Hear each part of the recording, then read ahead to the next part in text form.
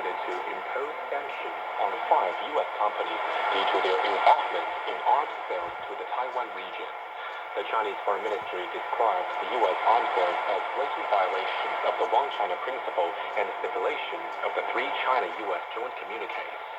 The U.S. companies include BAE Systems Land and Armament, Alliance Tech Systems Operation, AeroVironment, Biosat, and DataLink Solutions. The countermeasures include taking the properties of those companies in China and prohibiting organizations and individuals in China from transactions and cooperation with them. The Israel-Palestine conflict has entered its 4th month with no respite on the horizon. The Palestinian Health Ministry says an Israeli airstrike on Sunday killed 6 people in Jenin in the occupied West Bank. The Israeli army is now training its sides on central and southern Gaza as it claims to have dismantled Hamas's military framework in the north. Isabel Debris tells us more. As a result, we have seen the military scale down its campaign in the north, rotating out several thousand Israeli troops, mostly by scaling down that zone of the north. And it's important to note that most of the north at this point is incredibly level. There's an insane amount of destruction. We do very much see the cost. It's focusing now specifically on the urban refugee camps of the central Gaza Strip, where, of course, we have seen increasing displacement from there, and strikes there, as well as battles raging near the central city of Deir al-Balah. And then meanwhile, in the south, in the southern part of Khan Yunis, it's actually believed that many Americans have fled. There are hundreds of miles of tunnels that are underneath the ground, stretching and hiding Hamas militants. But it's important to mention, of course, that there's also been an important Palestinian civilians who have the fighting to take refuge.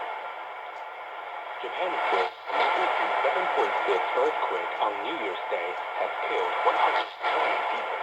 Over 2,000 others are believed to be still missing. The worst-hit central Japanese prefecture of Ishikawa has declared a state of emergency. The local governor says it was called in response to the extensive damage caused by the quake.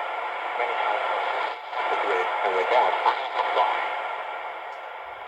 Japan's Transport Safety Administration says that it has recovered the cockpit voice recorder of the Japan Airlines plane involved in Tuesday's fatal collision. That means all flight and voice data recordings from both the Japanese Coast Guard turboprop and the passenger plane have been secured. The 2 aircraft collided on a runway at Tokyo's Haneda Airport, killing 5 people. Meantime, local media has reported another incident involving a Japan Coast Guard aircraft at Haneda Airport. The ground-based vehicle is said to have hit and damaged the aircraft. An investigation.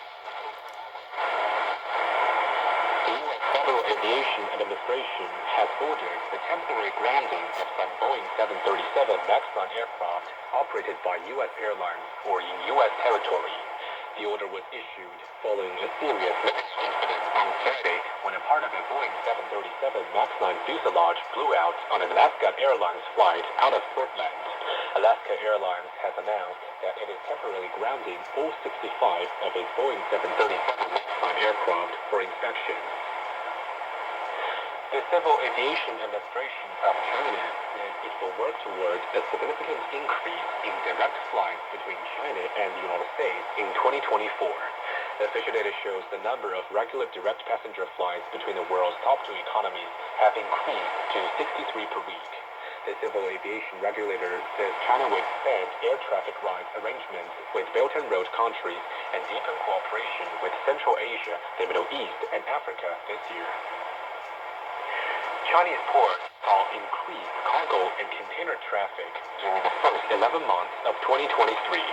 Data from the Transport Ministry shows the cargo throughput totaled 15.5 billion pounds over the period, up 6.4%. Specifically, foreign trade cargo rose 9.6% in volume.